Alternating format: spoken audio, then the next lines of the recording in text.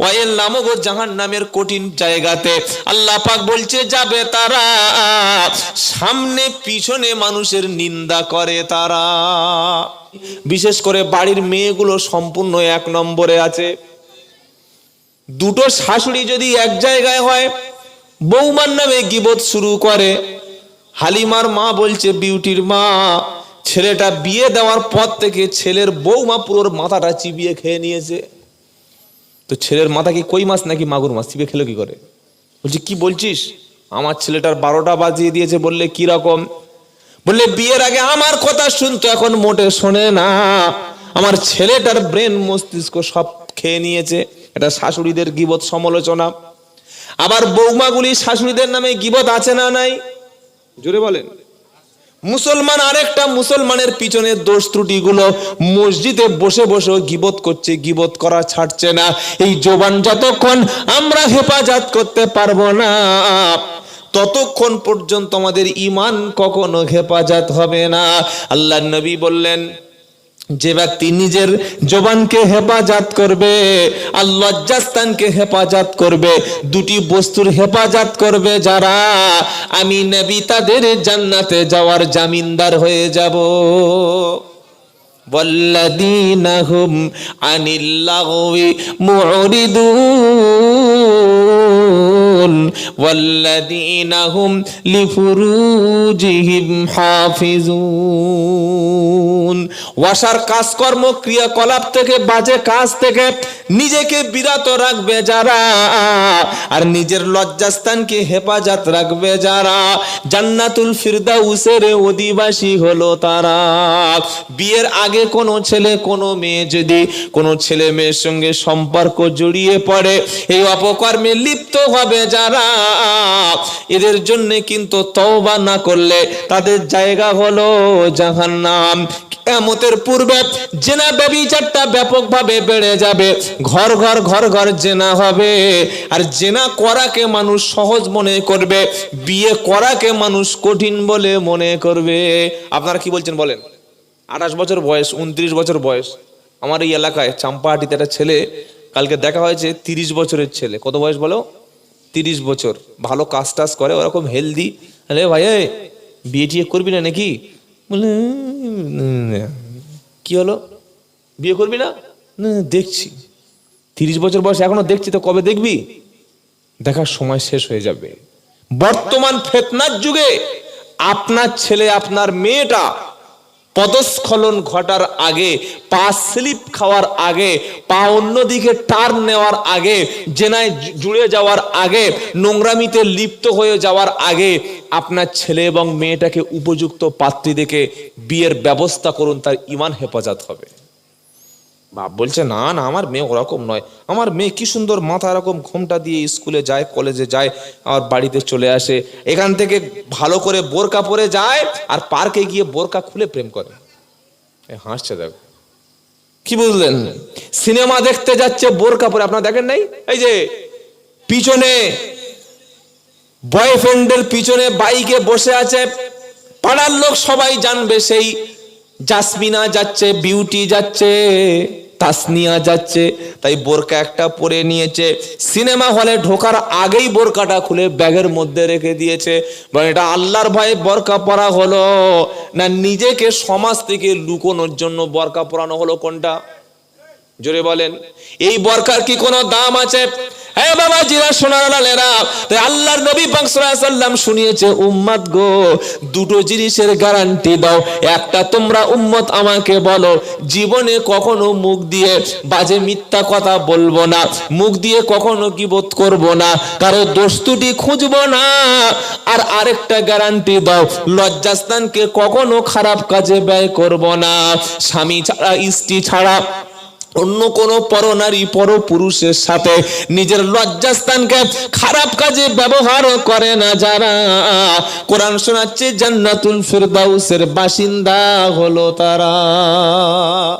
সুবহানাল্লাহ বলবেন না? আল্লাহর নবীর চরিত্রের সার্টিফিকেট আমার আল্লাহ আসমান থেকে বিশ্ব নবীকে দিয়েছিলেন। কি সার্টিফিকেট? আল্লাহ পাক বলছে আমার হাবিবকে, ওয়া ইন্নাকা লাআলা খুলুকিন আযীম। আমার বিশ্ব নবী প্রতিষ্ঠিত চরিত্রে, মহান চরিত্রের উপরেই প্রতিষ্ঠিত আছেন। সুবহানাল্লাহ। চরিত্র কাকে বলে? 40 বছরের আগ পর্যন্ত মক্কার মানুষ যার কাছে একটা বাজে কথা পায় নাই, যার মুখ থেকে কোনো নোংরা কথা বার হয় নাই, যার মধ্যে আমানতের খেয়ানত কোনো ছিল না, যার কাছে কোনো খারাপ ব্যবহার ছিল না, যার ভিতরে যেমন বাইরে তেমন, দিনের বেলা যেমন ব্যবহার, রাতের বেলা তেমন ব্যবহার। আর আমাদের এখন বর্তমানে আমাদের এই বারাইপুর এলাকার কথা বলছি, আপনাদের এলাকা সব ভালো ভালো ফেরেশতা বাস করে। আমাদের বারাইপুরের কিছু নেতা আছে, দিনের বেলা একরকম চরিত্র, রাত্রেবেলা আরেক রকম চরিত্র। 4টে আঙ্গুলে 4টে আংটি, কি বুঝলেন, সোনার আংটি, আর সাদা পাঞ্জাবি, সাদা ড্রেস, দিনের বেলা কালো স্করপিও গাড়ি করে ঘুরছে। গাড়ি থেকে যখন লাগছে, স্যালুট দাদা, স্যালুট দাদা, লোক মনে করছে বিশাল ফেরেশতা, মারাত্মক চরিত্র। আর রাত্রেবেলা নারী ছাড়া হোটেলে ঘুমায় না, রাত্রেবেলা বাড়িতে বিবি রেখে 14টা নারী নিয়ে ডিউটি করছে, রাত্রেবেলা ঢকঢক ঢকঢক করে মদ পান করছে, রাত্রেবেলা মানুষকে মারার প্ল্যান করছে, রাত্রেবেলা পুরো চরিত্র তার পাল্টে যায়। কিন্তু আল্লাহর নবী সাল্লাল্লাহু আলাইহি ওয়াসাল্লাম দিনের বেলা একরকম, রাত্রেবেলা একরকম, এই চরিত্র নবী ছিলেন না। নবী বললেন, আমার বিবিরা, হে আমার সাহাবারা, দিনের আলোতে তোমরা আমার মধ্যে যেটা দেখতে পাও এটা মানুষের কাছে প্রকাশ করে দাও।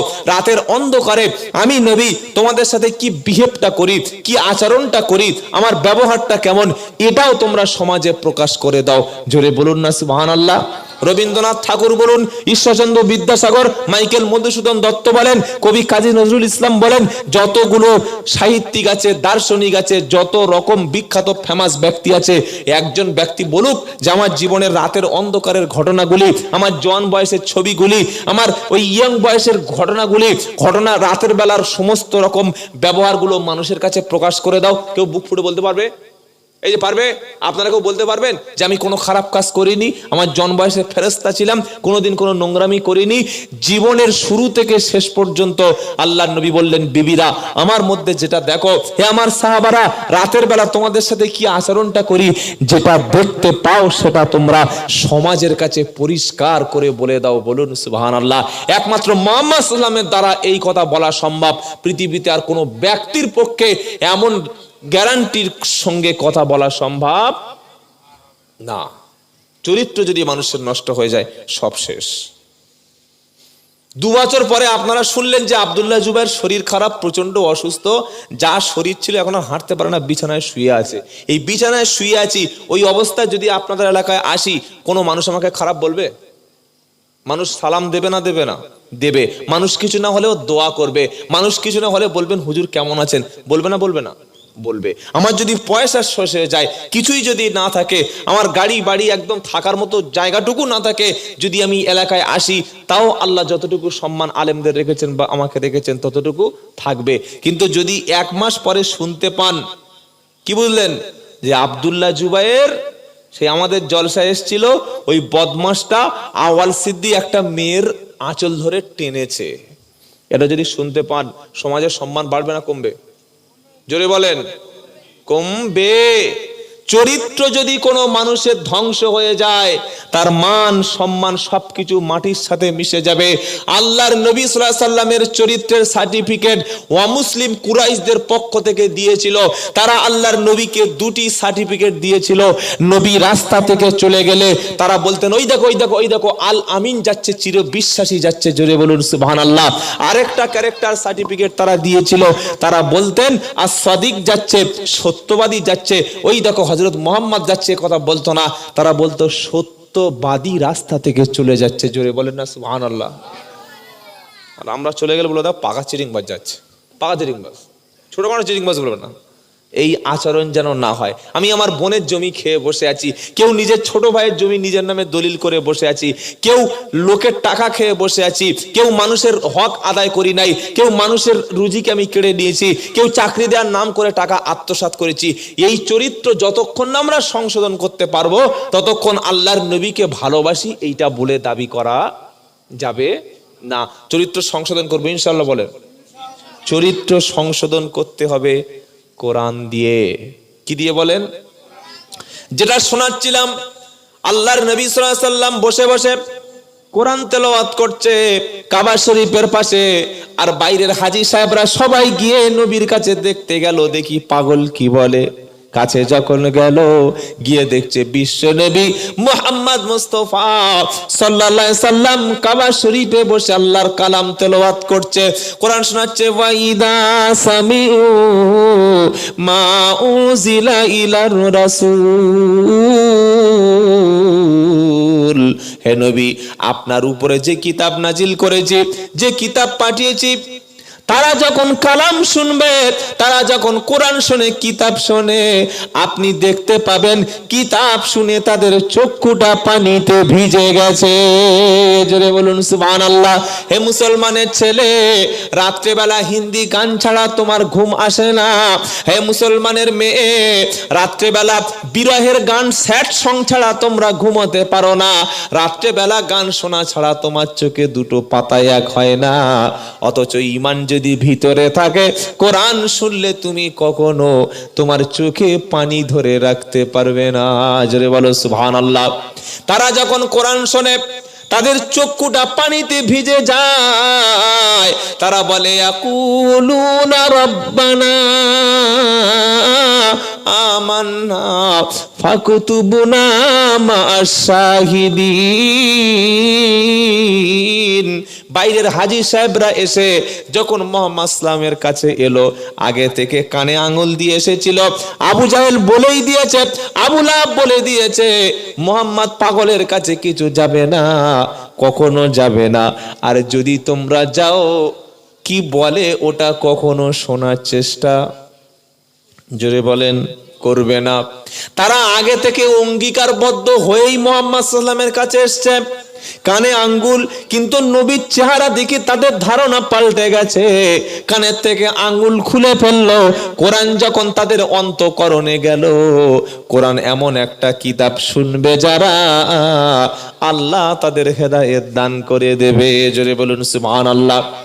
কোরআন যখন তারা শুনলো, ইয়াকুলুনা রাব্বানা আমান্না, তাদের মুখ থেকে বার হয়ে গেল, আল্লাহ আপনার উপরে ঈমান আনলাম, আপনাকে বিশ্বাস করে নিলাম, আখিরাতের প্রতি বিশ্বাস করে নিলাম, আমাদের নামটা আপনি সাক্ষ্যদাতা হিসাবে কবুল করে নিন। জোরে বলো সুবহানাল্লাহ।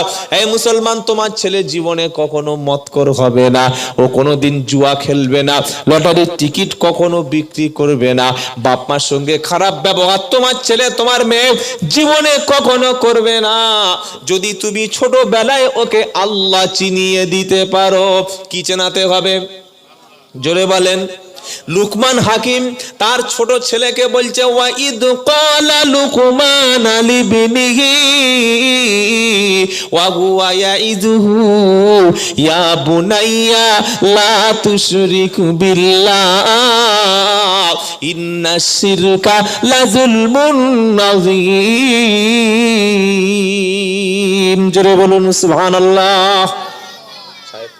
বাপ ছেলেকে ওয়াজ করছে, সুবহানাল্লাহ বলতে ইচ্ছা করে না?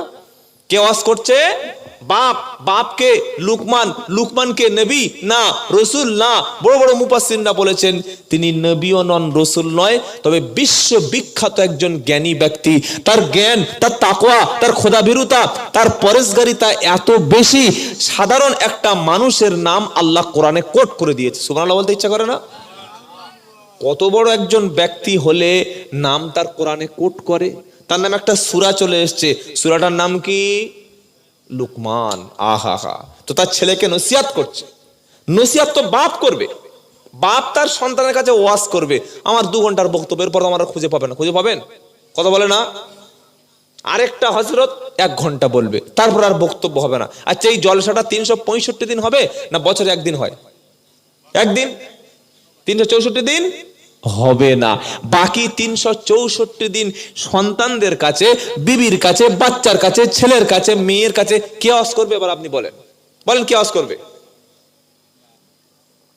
বাপ এবং মা হচ্ছে সন্তানদের কাছে সবচাইতে বড় বক্তা।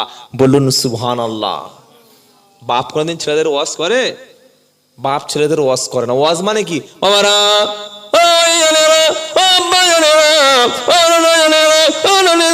হয়ে গেল, যা শালা 2 ঘন্টা পার হয়ে গেল, কি বলছে নিজেই জানে না।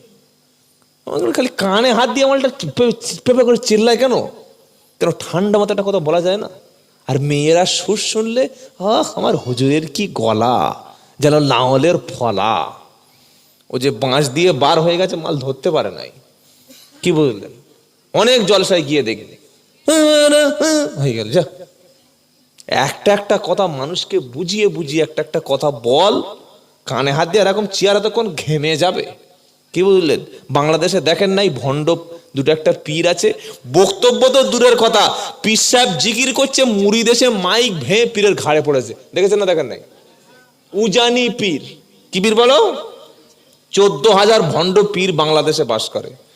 ইন্না লিল্লাহি ওয়া ইন্না ইলাইহি রাজিউন। আর এই সমস্ত ভণ্ড পীরগুলি ইসলামকে নিয়ে সবচাইতে বেশি বিকৃতি করেছে। সাধারণ মানুষ আলেমদের কথা বিশ্বাস করে না, সাধারণ মানুষ হাক্কানি ওলামাদের কাছে বসতে চায় না। কোত্থেকে হুগলি থেকে, হাওড়া থেকে, মেদিনীপুর থেকে সবুজ পোশাক, মাথায় সবুজ পাগড়ি, হাতে একটা মোটা তসবিহ আর মোটা গোপ, কালো দাড়ি, একদম গায়ে একটা কালো আলাদা আলখেল্লা পরে এসে বসলে লোক ভাবে ওর ভিতরে মাল আছে। কোরআন পড়তে পারে না, সই করে কোরআন পড়তে পারে না, সে নাকি পীর। চিন্তা করতে পারছেন? আচ্ছা, পীর সাহেব কোনোদিন এমন হয় যে সই কোরআন পড়তে পারে না, যে প্রেসক্রিপশন লিখতে পারে না, সে ডাক্তার হয়? কথা বলছে না?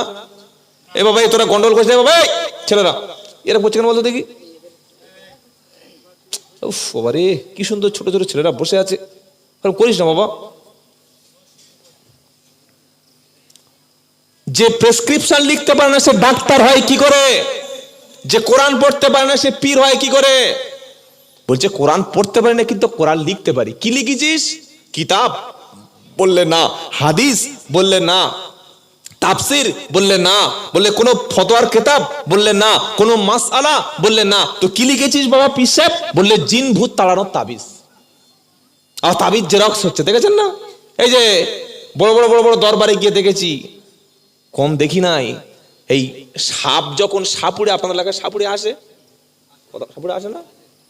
এই কোটোয় ডুক ডুক ডুক ডুক ডুক ডুক কেউটো সাপ, আরেকটা কোটোয় ডুক ডুক ডুক ডুক ডুক ডুক লাউডুয়া, ডুক ডুক ডুক ডুক ডুক ডুক চন্দ্রপড়া, ডুক ডুক ডুক ডুক ডুক ডুক ডুক ডুক সরু সাপ। এটা কি সাপ? বললে এই সাপের বিষ এই, এই সাপের নাম এই, বিষ এই। তো কোটোয় ভরে রেখেছে জেরক্স করে। এটা কিসের? জ্বরের। আরে জ্বর হলো তো আমি ওই প্যারাসিটামল খাবো, অ্যান্টিবায়োটিক খাবো, আমি তাবিজ নেবো কেন? পীর সাহেব বলছে এটা দয়ের তাবিজ। এটা কিসের? বলছে রোড অ্যাক্সিডেন্ট হবে না। এটা কিসের? বলছে সংস্থার অশান্তি দূর হবে। বলছে এটা কিসের? বলছে ছেলে বিছানায় পেচ্ছাপ করবে না। বিছানায় পেশাবের তাবিজ দিচ্ছে ভণ্ড পীর সাহেব এসে, দিয়ে বলছে রাত্রেবেলা বাচ্চাকে পানি খাওয়াবি না।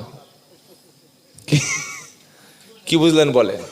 এসব ধর্মের নামেই ব্যবসাগুলো চালাচ্ছে। সবচাইতে বড় তাবিজের কিতাবের নাম হচ্ছে কোরআন। বলুন সুবহানাল্লাহ। আপনি কোরআন পড়ুন, এরা দেখবেন জীবনে মানুষকে কোরআন পড়তে দেবে না। ভণ্ড পীরেরা, হাক্কানি অলিরা, হাক্কানি পীররা কখনো ধর্ম নিয়ে ব্যবসা করে না। হাক্কানি অলিদের ইলম থাকে, হাক্কানি অলিদের, হাক্কানি পীরদের মধ্যে আল্লাহর ভয় থাকে, তাকওয়া থাকে। তারা লক্ষ লক্ষ পথ বলা মানুষকে আল্লাহর রাস্তা বদলে দেয়। বলুন সুবহানাল্লাহ। ভণ্ডগুলো 8টা 10টা তাবিজের বাক্স সামনে নিয়ে ধরিয়ে দিল 2001 টাকা, 501 টাকা, 3001 টাকা। কেন রে ভাই 1 টাকাটা কেন? বলছে এটা ভেলকি দেখানো হচ্ছে। আল্লাহু আকবার। কবি কি বলছে জানেন? কবি বলছে ये हाल तेरा जाल है मकसद तेरा माल है कि अजब तेरा चाल है लाखों को अंधा कर दिया। তোমার সবুজ পাগড়ি, 14 হাত পাঞ্জাবি, মরণের পরে বাপের নামে 14টা কি কারামতি। জীবিতদের কারামতি পাওয়া যায় না, মরে গেছে খালি একটা করে কারামতি বার হচ্ছে। কি বুঝলেন? আমার পীর সাহেব বদনা ছুড়ে দিয়েছিল সুন্দরবন থেকে, আমার হুজুর ট্রেন থামিয়ে দিয়েছিল সে হাবড়ায়। বুঝলেন? আমার পীর সাহেব লোকাল বাস থামে, সব মরণের পর একটা করে বার হচ্ছে। সব ভণ্ডামি চলছে ধর্মের নামে। কোরআন পড়বেন, কেউ ভণ্ডামি করার সুযোগ পাবে না। হাদিসের অনুবাদ পড়বেন, ওলামাদের কাছে বসবেন, হাক্কানি ওলামাদের কাছে বসে ইসলাম শিখবেন। দেখবেন জীবনে কেউ আপনার কাছে এসে ধর্ম নিয়ে ভণ্ডামি করতে পারবে না। তো বাংলাদেশে যেটা শোনাচ্ছিলাম, স্টেজে বসে এমন জিকির করছে, মুরিদ লাম্মাচ হল হল হল, মুরিদ আরেকটা মুরিদের ঘাড়ে গিয়ে পড়ছে। আচ্ছা, এইটা কি ইসলাম ধর্ম হতে পারে? জিকিরের শব্দ 4টি, সুবহানাল্লাহ, আলহামদুলিল্লাহ, লা ইলাহা ইল্লাল্লাহ, আল্লাহু আকবার। এই 4টি শব্দ হচ্ছে সুন্নাহ সম্মত জিকির। বাদবাকি যা আছে আল্লাহ আল্লাহ। 3 বছর পরে গিয়ে দেখি পীর সাহেবের গলায় ক্যান্সার। বললে কেন? বলছে গলার ভিতর থেকে আল্লাহ আল্লাহ বার করতে গিয়ে মাল ক্যান্সার পড়ে গেছে। কেন এই ভণ্ডামি ধর্মের নামে করছেন? আল্লাহ পাক বলছে আলা বিযিকরিল্লাহি তাতমাইন্নুল কুলুব। এই অন্তরটা পরিশুদ্ধ হয়, অন্তরের ব্যাধি দূর হয়, মানসিক তৃপ্তি আসে শুধুমাত্র আল্লাহর জিকিরে। সময় পেলে বেশি বেশি করে আল্লাহর জিকির আদায় করব ইনশাআল্লাহ। বলেন বেশি বেশি করে পড়বো সুবহানাল্লাহি আবিহামদিহি সুবহানাল্লাহিল আযীম। জোরে বলুন সুবহানাল্লাহ। রাস্তায় যাচ্ছেন, মাথাটা নিচু করে যাবেন। রাস্তায় কষ্টদায়ক বস্তু, কলার খোসা, নোংরা আবর্জনা পেয়েছেন, কষ্টদায়ক বস্তুকে দূরে সরিয়ে দেবেন। ইমানের সবচাইতে ছোট হকটা আদায় হবে। আল্লাহর নবী সাল্লাল্লাহু আলাইহি ওয়াসাল্লাম বললেন পৃথিবীতে তুমি জিকির বেশি বেশি করো। তুমি বান্দা, যখন আল্লাহ বলছে বান্দা আমার জিকির যখন তুমি করবে, আমি আল্লাহ আরশ থেকে তোমারও জিকির করব। জোরে বলো সুবহানাল্লাহ। তুমি যখন বলবে সুবহানাল্লাহ, তুমি যখন বলবে আলহামদুলিল্লাহ, তুমি যখন বলবে লা ইলাহা ইল্লাল্লাহ, তুমি যখন বলবে আল্লাহু আকবার, আমি আল্লাহ আসমানে ফেরেশতাদের মজলিসে বসে তোমার জিকির করব। ফাযকুরুনি আযকুরুকুম ওয়াশকুরুলি ওয়ালা তাকফুরুন। বান্দা তুমি আমার স্মরণ করো, আমি তোমার স্মরণ করব। বান্দা বলছে আল্লাহ সুবহানাল্লাহ। আল্লাহ কি বান্দার নাম ধরে জিকির করবে? ব্যাপারটা তা নয়। বান্দা যখন আল্লাহর নামে জিকির করবে, আল্লাহ স্মরণ করবে, আল্লাহ পাক আরশ থেকে বলবে ফেরেশতারা পৃথিবীতে লক্ষ লক্ষ বান্দা আছে, ওই ব্যক্তিটা আমার নাম যখন তার জিহ্বায় উচ্চারণ করলো, ফেরেশতা আমি আল্লাহ বান্দার জাকিরিন হিসাবে কবুল করে নিলাম। জোরে বলো সুবহানাল্লাহ। কথা মনে থাকবে ইনশাআল্লাহ। হে যুবক বন্ধুরা, অনলাইনে সময় বেশি নষ্ট করো না। মৃত্যু একেবারে সামনে নিয়ে এসে বসে আছি। জানাজার আজান হয়ে গেছে, বাকি আছে শুধু নামাজ। আজান হয়েছে না হয় নাই? জন্মের পরে কানে আজান দেয় নাই? ও কবি বলছে জন্মের পরে কানে আজান কি দেয়নি, তুমি মুসলমান ছাড়া হওনি। জন্মের পরে কানে আজান কি দেয়নি, তুমি মুসলমান ছাড়া হওনি। আবার মরণের পরে জানাজা পড়াবে, তখন কোথায় পালিয়ে যাবি? কোথায় পালাবে বল? পালাবার কোনো সুযোগ থাকবে না। কি শোনাচ্ছিলাম? লুকমান হাকিমের কথা। হযরতে লুকমান বিশ্ববিখ্যাত জ্ঞানী ব্যক্তি, তার ছেলেকে ওয়াজ করছেন, নসিহত করছেন। ওয়াইদ ক্বালা লুকমান লিবনিহি ওয়া হুয়া ইয়াইযুহু ইয়া বুনাইয়া। আসল শব্দ ওলামারা জানে ইবনি বললে হয়ে যায়, আমার পুত্র। ইয়া ইবনি, হে আমার পুত্র বললে হয়ে যায়। কিন্তু তাসগীর করছেন ইয়া বুনাইয়া। কি বলছে? ইয়া বুনাইয়া, ও আমার কলিজার টুকরা, নয়নের মণি, ছোট্ট পুতুলি সন্তান। সুবহানাল্লাহ। দাওয়াতের টেকনিক শিখুন। ছেলে বিগড়ে গেছে, গোমরাহ হয়ে গেছে, ছেলে অসভ্য তৈরি হয়ে গেছে, বাপের কথা শোনে না, বাপ বদদোয়া করছে, আল্লাহ ধ্বংস কথা, তুলে নাও। এটা সমাধান নয়। মায়েদের অভ্যাস কি আছে জানেন? ছেলেমেয়েরা একটু বাড়াবাড়ি করলে, যা তুই মরে যা, আল্লাহ তো তুলে নিক, ধ্বংস হয়ে যাক, তোকে একদম যেন বাঘ ধরে নিয়ে চলে যায়, সাপ তোকে দেখা পায় না। এই সব কথা মায়েরা বলে। কখনো এই কথা বলবেন না। বাচ্চার জন্য দোয়া করবেন ইনশাআল্লাহ। বলেন।